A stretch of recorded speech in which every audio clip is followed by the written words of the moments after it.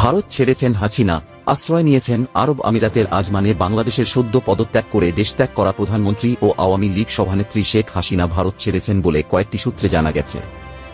যদিও নিশ্চিতভাবে কোনো সূত্রই বিস্তারিত জানায়নি যে তিনি কখন কিভাবে ভারত ছেড়েছেন, তবে তিনি আরব আমিরাতের আজমান শহরে আশ্রয় নিয়েছেন বলে ধারণা করা হচ্ছে।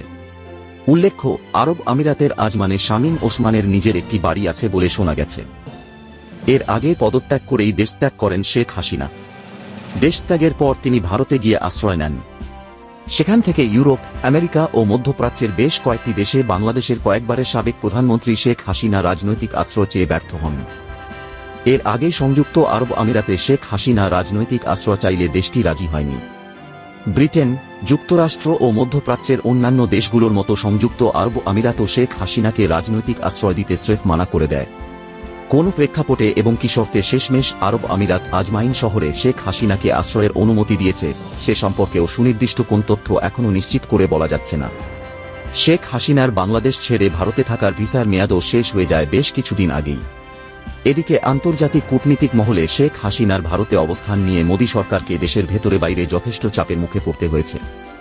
মোদী সরকারকে বিব্রতকর অবস্থার মধ্যে দিয়ে যেতে হয় বলে বেশ কিছু আন্তর্জাতিক গণমাধ্যম জানায়। আরব আমিরাতের আজমাইনে শেখ হাসিনা ঠিক কতদিন অবস্থান করবেন এবং তার পরবর্তী গন্তব্য কোথায় সে বিষয়েও নিশ্চিত করে এখনও কিছু বলা যাচ্ছে না।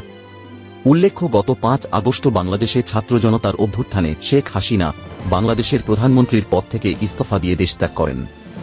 এর ফলশ্রুতিতে সেনা সমর্থিত মোহাম্মদ ইউনূসের তত্ত্বাবধায়ক সরকার বাংলাদেশের ক্ষমতাভার গ্রহণ করেন। প্রসঙ্গত উল্লেখ্য, জুলাই আগস্টের আন্দোলনে ব্যাপক প্রাণহানি ঘটে। বাংলাদেশের তত্ত্বাবধায়ক সরকার গঠনের পর থেকে শেখ হাসিনার প্রায় ১৬ বছরের শাসনামলের দুর্নীতি, অনিয়ম, দুঃশাসন আর অসংখ্য বিচার বহির্ভূতভাবে হত্যাকাণ্ডের জন্য এই সাবেক সরকার প্রধানকে দেশে ফেরত এনে বিচারের দাবিতে এখনও ছাত্র জনতা এবং তত্ত্বাবধায়ক সরকার সোচ্চার ও সক্রিয় রয়েছে।